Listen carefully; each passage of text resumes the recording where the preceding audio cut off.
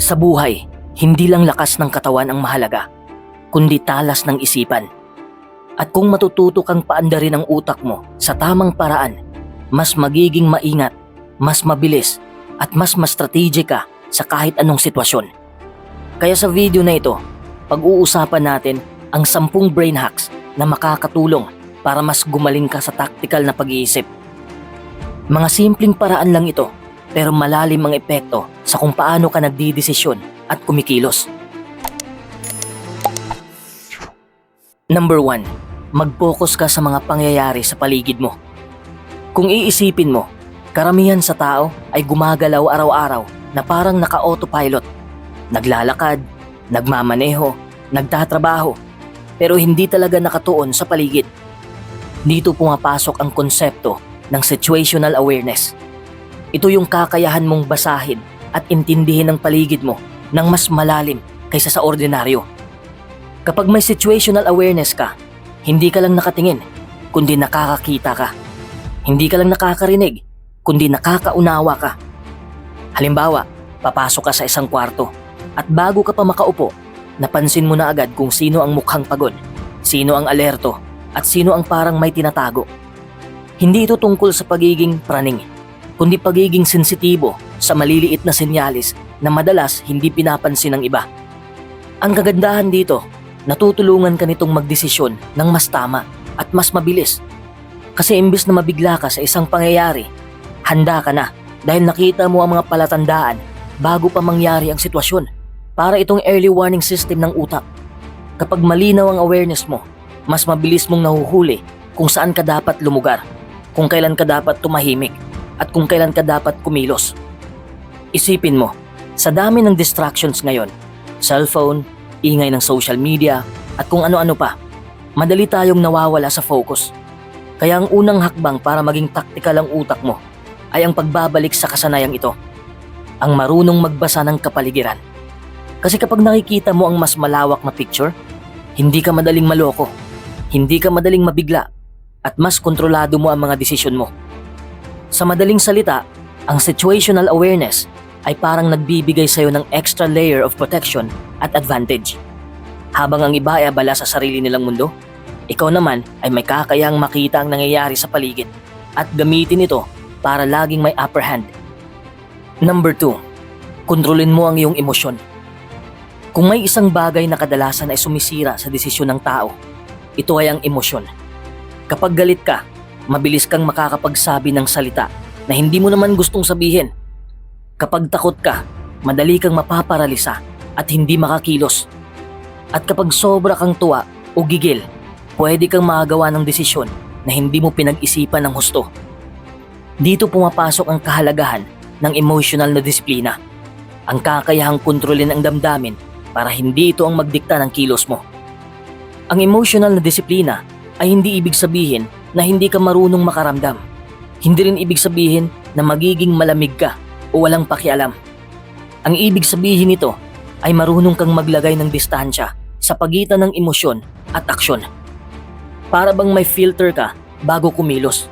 Nakikita mo ang emosyon, nararamdaman mo ito, pero hindi mo hinahayaang ikaw ang lamunin nito. Isipin mo, ilang beses kang nagsisisi sa mga bagay na ginawa mo dahil nadala ka ng emosyon. Yung nasabi mo, yung hindi mo dapat sabihin, o kaya nagdesisyon ka ng padalos-dalos. Sa buhay, lalo na kung gusto mong maging mas tactical ang isipan mo, hindi pwedeng emosyon lang ang basihan. Kasi ang emosyon, mabilis magbago. Ngayon galit ka, bukas baka wala na. Pero ang desisyon na ginawa mo kagabi, dala mo pa rin ang epekto ngayon. Kapag may emotional na disiplina ka, nagkakaroon ka ng mental shield. Halimbawa, nasa gitna ka ng mainit na diskusyon. Imbis na sumigaw ka agad, huminga ka muna, pakinggan mo ang lahat, at saka ka magbigay ng punto. Kapag may nangyaring hindi mo inaasahan, imbis na matakot ka at mawala ng direksyon, kinakalma mo muna ang isip mo bago ka gumalaw. Ito ang uri ng mindset na ginagamit ng mga sundalo, negosyante, at kahit mga leader dahil alam nila na hindi laging tama ang unang bugso ng damdamin. Kung wala kang emotional na disiplina, madali kang manipulahin ng ibang tao kasi alam nila kung paano pindutin ang emosyon mo para makuha ang gusto nila. Pero kung marunong kang magtimpe, Hindi ka madaling mabasa at hindi ka madaling madala. Para kang chess player na hindi natitinag kahit anong galaw ng kalaban. Lagi kang may plano dahil malinaw ang isip mo. Ang totoong lakas ng isang tao ay hindi lang nakikita sa tapang o talino, kundi sa kakayahang kontrolin ang sarili. At dito lumalabas ang tunay na tactical na isipan. Hindi ka alipin ng damdamin mo. Ikaw ang may hawak dito. Number 3. Pakinggan mo ang kutob mo. Kung minsan, may mga pagkakataon na may pakiramdam ka na hindi mo maipaliwanag. Parang may boses sa loob ng isip mo na nagsasabing, "Huwag mong gawin yan." O kaya naman, ito ang tamang direksyon. Ang tawag dito ay intuition. At contrary sa paniniwala ng iba, hindi ito hula o mahika. Sa katunayan, ito ay produkto ng mabilis na pagproseso ng utak base sa mga karanasan, obserbasyon at kaalamang nakalap mo kahit hindi mo namamalayan. Kapag pinapatalas mo ang intuition, para kang nagkakaroon ng internal compass. Ang ganda nito kasi minsan wala kang oras para mag-analyze ng pros and cons, lalo na kung biglaan ang sitwasyon. Sa mga ganitong sandali, ang intuition ang nagsisilbing shortcut ng utak. Isang mabilis na paraan para gumawa ng desisyon na madalas ay tama kahit wala kang sapat na datos sa harap mo. Isipin mo, nakilala mo ang isang tao at sa unang ilang minuto, parang may kutob ka kung mapagkakatiwalaan ba siya o hindi. O kaya nasa isang biyahe ka at bigla mong naramdaman na hindi dapat dumaan sa isang kanto. Tapos maya-maya, doon pala may aksidente. Hindi mo yun nalaman dahil may sixth sense ka, kundi dahil ang utak mo ay mabilis na nagproseso ng maliliit na palatandaan na hindi napapansin ng iyong konsensya. Pero ito ang mahalaga. Ang intuition ay parang kalamnan. Mas lalo itong lumalakas kapag ginagamit at pinapatalas mo. Kung wala kang tiwala dito, unti-unti itong humihina at natatabunan ng ingay ng overthinking o sobra-sobrang pagdududa. Paano mo ito mapapatalas? Una, makinig ka sa instinct mo at i-cross-check ito sa lohika.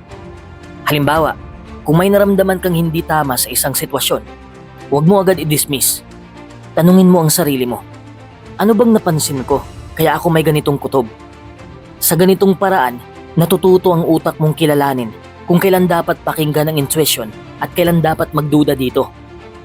Ikalawa, maging mapagmasid ka.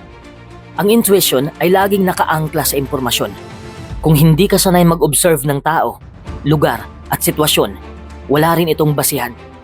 Kapag mas sanay kang magbasa ng maliliit na cues tulad ng tono ng boses, kumpas ng kamay o pagbabago ng enerhiya sa paligid, mas nagiging matalim ang intuitive sense mo. At ikatlo, practice reflection.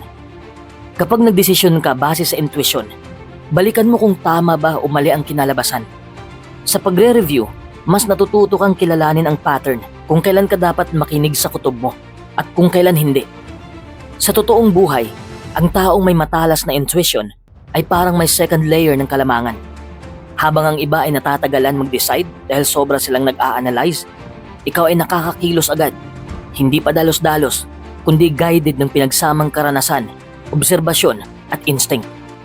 Kaya kung gusto mong maging mas tactical ang isip mo, huwag mong i-ignore ang intuition. Ito ang madalas na silent partner ng lohika. Kapag magkasama silang dalawa, mas nagiging buo at mas mabilis ang desisyon mo. Number 4, pagpapractice ng mental simulations. Isa sa pinakamakapangyarihang kasanayan na pwedeng paunlarin ng utak mo ay ang kakayahang magsagawa ng mental simulations. Kung iisipin, ito ay parang dry run o rehearsal ng utak. Gumagawa ka ng mga senaryo sa isip bago pa man mangyari ang aktwal na sitwasyon. Sa madaling salita, iniisip mo na agad ang mga what ifs para handa ka sa kahit anong posibilidad. At dito lumalabas ang galing ng isang tactical na pag-iisip. Hindi ka lang umaasa sa isang plano, kundi nakahanda ka rin sa iba't ibang sitwasyon. Isipin mo na lang kung paano naghahanda ang isang piloto o sundalo. Bago sila lumipad o pumasok sa operasyon, ilang beses mo na nilang inuulit sa isip ang bawat galaw, mula sa normal na takbo hanggang sa worst case scenario. Bakit? Kasi kapag dumating ang aktwal na sitwasyon, hindi na bago ang pakiramdam. Nakapag-ensayo ng utak nila, kaya mas mabilis silang nakakakilos. Kung ilalapit natin sa pang-araw-araw na buhay, ganito rin ang prinsipyo. Halimbawa, may job interview ka. Sa halip na basta pumasok ka lang at maghintay kung ano ang mangyayari, pwede mong isipin ang posibleng tanong at posibleng sagot mo. Pwede mong isaalang-alang ang iba't ibang sitwasyon. Paano kung seryoso ang interviewer? Paano kung bigla siyang magtanong ng mahirap? Paano kung 2 o 3 sila na sabay-sabay nagtatanong? Sa pamamagitan ng mental simulation, hindi ka natataranta dahil nahanda mo na ang sarili mo sa iba't ibang posibleng eksena. Ganito rin sa mga simpleng bagay. Kahit pagbiyahe, kapag nasanay kang gumawa ng mental simulation, iniisip mo na agad, ano ang gagawin ko kung ma-traffic? Ano ang gagawin ko kung malate ako? Ano ang gagawin ko kung mawala ang gamit ko sa daan? Hindi ito pagiging negative thinker, kundi pagiging handa. Ang kagandahan pa sa mental simulations ay hindi lang ito para sa crisis. Pwede mo rin itong gamitin para palakasin ang performance mo. Halimbawa, athlete ka. Bago ang laro, iniisip mo na ang bawat galaw, bawat pasa, bawat tira. O kaya estudyante ka. Bago ang exam, iniisip mo na ang proseso ng pagsagot. Paano mo hahatiin ang oras at paano mo riripasuhin ang mga sagot mo. Sa science, may tawag dito, neuroplasticity. Kapag inuulit mo ang isang bagay sa isip, parang nagsasanay na rin ang utak mo ng mga pathways para kapag ginawa mo na sa totoong buhay, mas madali at mas mabilis ang kilos mo. Para itong pagsasanay ng katawan, pero sa antas ng isip. Kung may emotional na disiplina ka, dagdagan mo ng mental simulation. At ang resulta, isang utak na hindi madaling mabigla. Habang ang ibang tao ay natataranta sa unexpected, ikaw ay kalmado dahil na-rehearse mo na ito sa loob ng isip mo. Sa huli, ang taong marunong mag-practice ng mental simulations ay parang laging 2 hakbang na nauuna. Kasi hindi siya nakatali lang sa isang plano. Lagi siyang may nakaabang na backup. Laging may plan B, plan C at plan D. At dito lumalabas ang tunay na tactical na advantage. Number 5. Huwag kang mag-focus sa iisang anggulo. Isa sa pinakamahalagang kasanayan ng tactical na isip ay ang kakayahang makita ang sitwasyon mula sa iba't ibang anggulo. O sa madaling salita, mag-shift ng perspektibo. Kadalasan, natatali tayo sa sarili nating pananaw. Nakikita natin ang problema base sa kung ano lang ang ating alam o nararamdaman. Pero sa mundo ng tactical na pag-iisip, ang kakayahang ilagay ang sarili mo sa sapatos ng iba, ng kaaway, ng iyong kakampi o kahit neutral observer ang nagbubukas ng mas malawak na solusyon. Isipin mo, nasa isang usapin ka sa trabaho at nag-aaway kayo ng katrabaho mo tungkol sa isang proyekto. Kung puro sarili mong pananaw lang ang tinitingnan mo, baka isipin mo na siya ang mali at ikaw lang ang tama. Pero kung marunong kang mag-shift ng perspektibo, maiintindihan mo rin kung bakit siya ganun ang iniisip. Baka may pressure siya sa deadline, baka may hindi siya alam na data, o baka may ibang dahilan na hindi mo nakikita. Sa ganitong paraan, hindi ka basta agad nag-react, nagkakaroon ka ng kalmadong diskarte para lutasin ang problema. Ganito rin sa mas malalaking sitwasyon, tulad ng negotiation o strategy.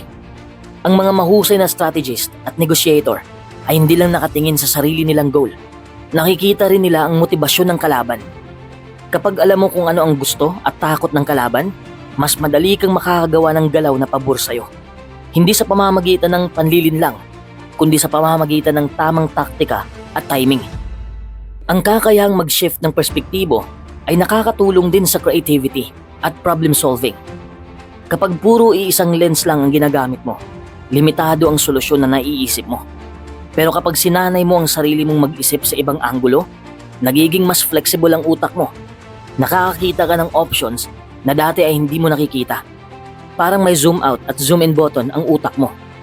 Nakikita mo ang malawak na larawan, pero nakikita mo rin ang maliliit na detalye. Ang susi dito ay practice at awareness.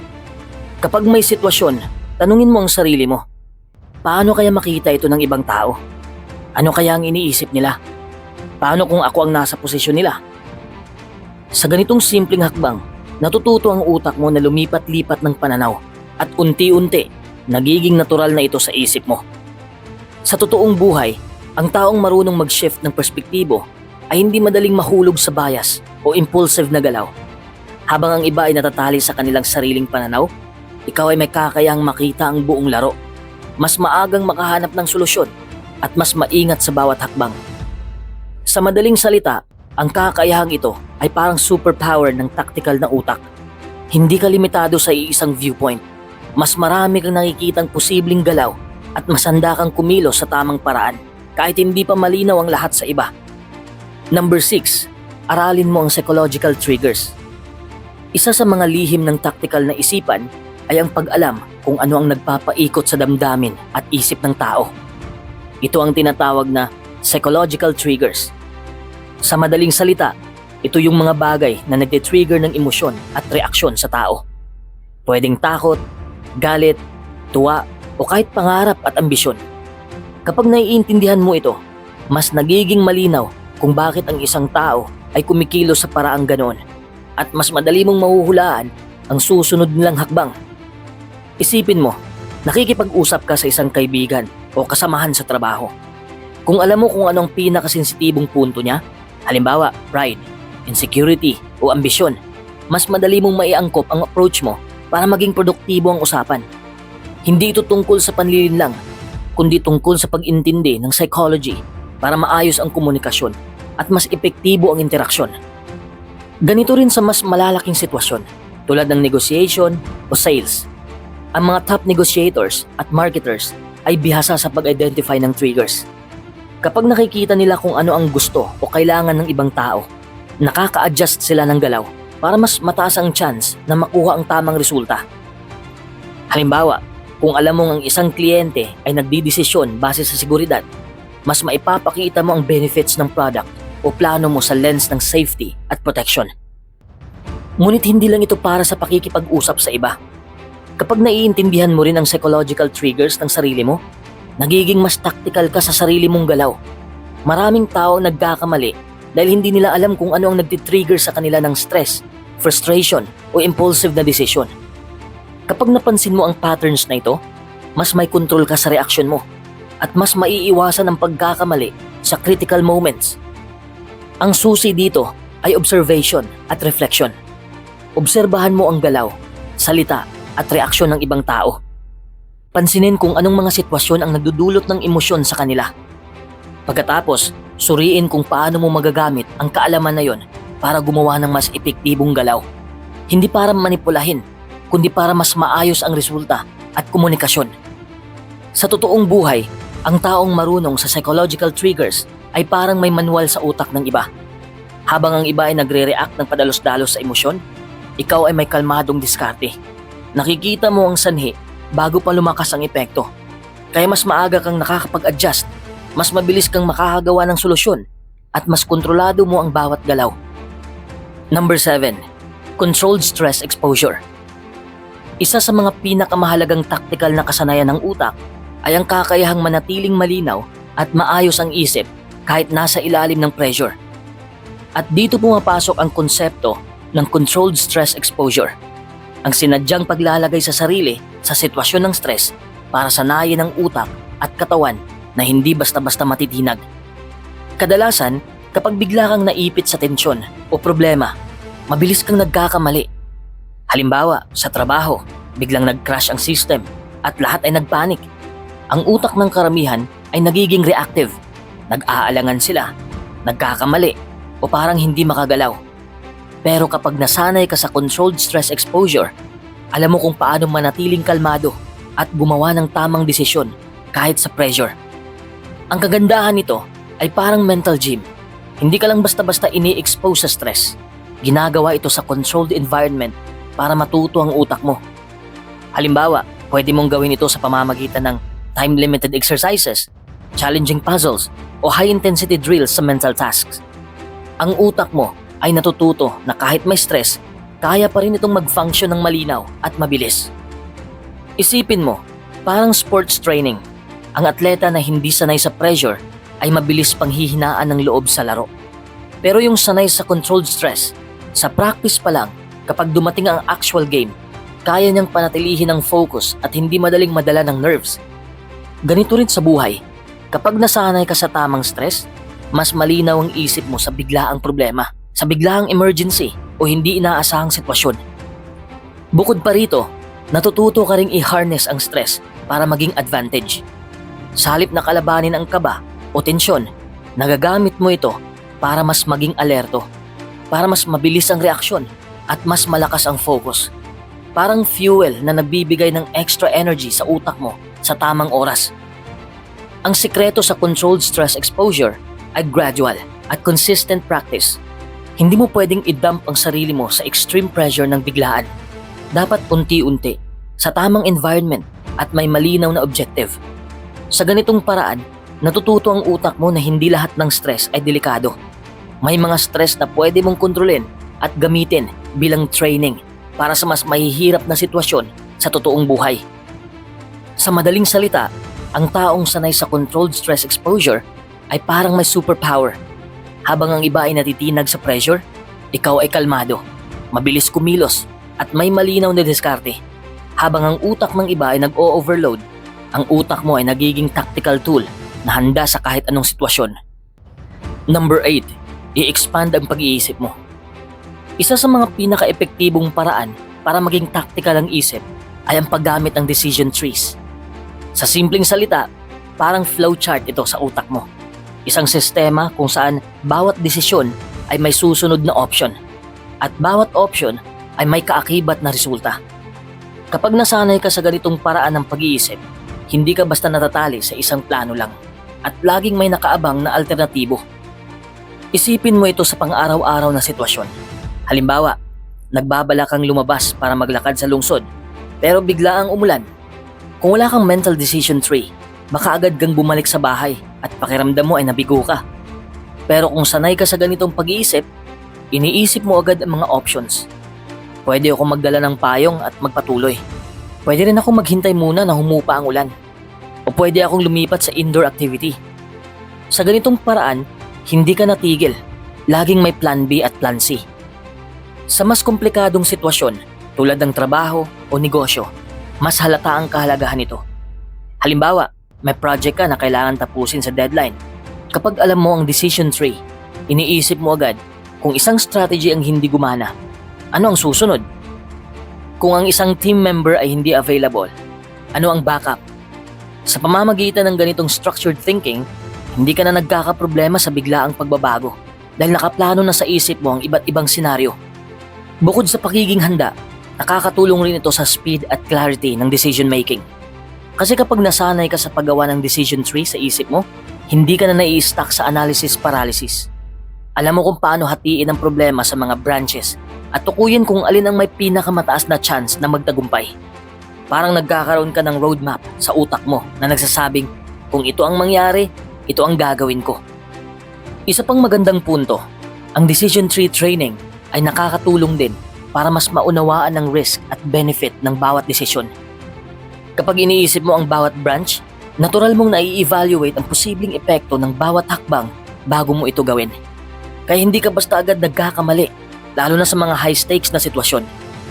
Sa madaling salita, ang utak ng taong sanay sa decision trees ay parang tactical radar. Hindi lang nakikita ang iisang option, kundi nakikita ang buong mapa na posibleng galaw at outcome. Habang ang iba ay nagkakaproblema kapag may bigla ang pagbabago, ikaw ay laging may backup plan at malinaw na direksyon. Number 9, pagpapaigting ng adaptability. Kung may isang bagay na tiyak sa buhay, ito ay pagbabago. Ang mundo ay hindi static. Ang sitwasyon, tao at kalagayan ay palaging nagbabago. Kaya isang napakahalagang tactical na kasanayan ang adaptability o ang kakayaang mag-adjust ng mabilis at epektibo sa anumang pagbabago. Ang adaptability ay hindi lang tungkol sa pagiging flexible o madaling makisama sa iba. Ito ay tungkol sa pagiging resilient at proactive sa bawat pagbabago. Kapag marunong kang mag-adapt, hindi ka natitinag kapag bigla ang nangyari ang hindi inaasahan. Kaya mo itong harapin at makahanap ng bagong paraan para maging epektibo pa rin. Isipin mo, nasa trabaho ka at biglang nagbago ang system na ginagamit nyo. Kung hindi ka adaptable, baka mabigla ka at madali kang ma-frustrate o baka mas maraming oras ang masayang sa paghahanap ng solusyon. Pero kung nasanay ka sa adaptability, mabilis mong naiintindihan ang bagong sistema. Ini-explore ang options at nakakapag-adjust ka para mas mapadali ang proseso. Sa ganitong paraan, habang ang iba ay nagkakaproblema, ikaw ay maayos na nakaka-adjust at patuloy na produktibo. Ganito rin sa pang-araw-araw na buhay. Halimbawa, biglang nagka-aberya sa biyahe, nasira ang sasakyan o na-cancel ang flight. Ang isang taong adaptable ay hindi basta nagpapastress o nagrereklamo. Sa halip, iniisip agad ang mga alternatibo. Pwede bang lumipat sa ibang ruta, ibang oras, o ibang paraan ng transportasyon? Hindi ka stuck sa problema, kundi nagmamanage ka ng solusyon. Ang isa sa mga sekreto ng adaptability ay open-mindedness. Kapag nakikita mo ang pagbabago bilang oportunidad, sa halip na balakid, mas madali kang makakahanap ng paraan para makausad. Kasabay nito, kailangan ding magkaroon ng mental flexibility. Kakayahang i-reframe ang sitwasyon, baguhin ang approach, at mabilis makagawa ng bagong strategy. Ang adaptability ay hindi lamang reactive, pwede rin itong proactive.